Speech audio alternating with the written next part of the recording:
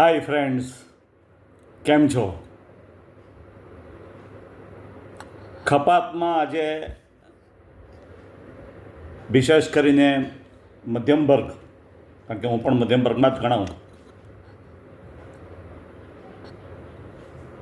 એ મધ્યમ વર્ગની ફેમિલીની અથવા તો વ્યક્તિગત કોઈ વ્યક્તિની નાણાકીય સેફટી, આર્થિક સુરક્ષા માટે એક બાબત કહેવા જઈ રહ્યો છું. આપણે આટલા વર્ષોમાં અનુભવ્યું છે કે મધ્યમ વર્ગ માટે આર્થિક સુરક્ષાનો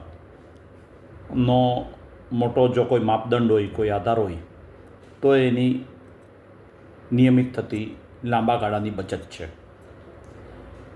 કે બચત એને ભવિષ્યમાં કોઈ તકલીફ થાય તો તે માટે કામ લાગે, અથવા તો આવક બંધ થઈ જાય તો કામ લાગે.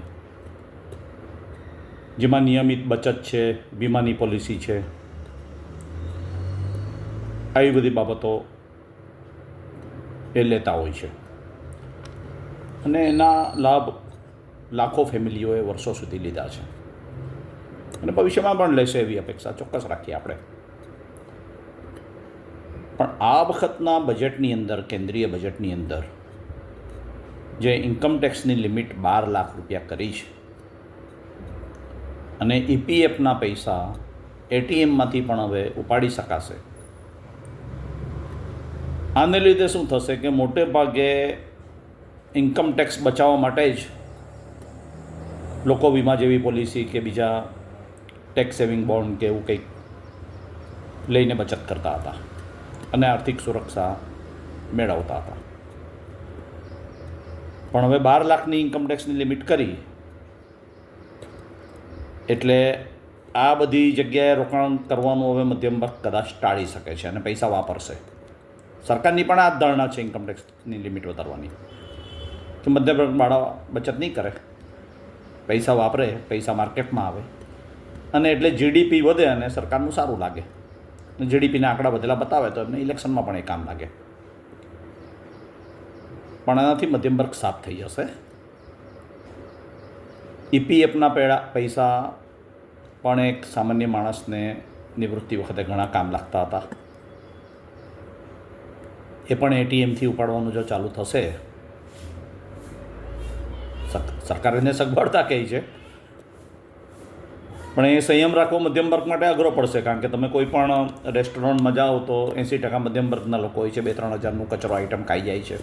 દરેક મધ્યમ વર્ગની ફેમિલીમાં ઓછામાં ઓછા એક ફેમિલીમાં 1 લાખ રૂપિયાના મોબાઈલ હશે અને મોટે ભાગની મધ્યમ વર્ગના ફેમિલીઓ પોતાના બાળકોને પ્રી નર્સરીમાં 40-50 હજાર રૂપિયા વર્ષે ફી આપીને મૂકે છે.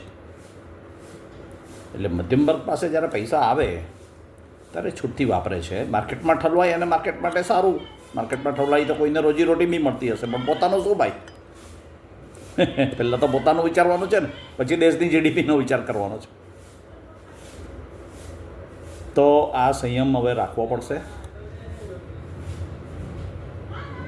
મને આશા છે મિત્રો કે મારી વાત સમજી ચૂક્યા હશો. આના પર ટિપ્પણી ચોક્કસ કરજો.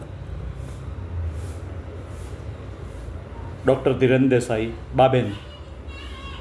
મારો મોબાઈલ નંબર છે 9879097964.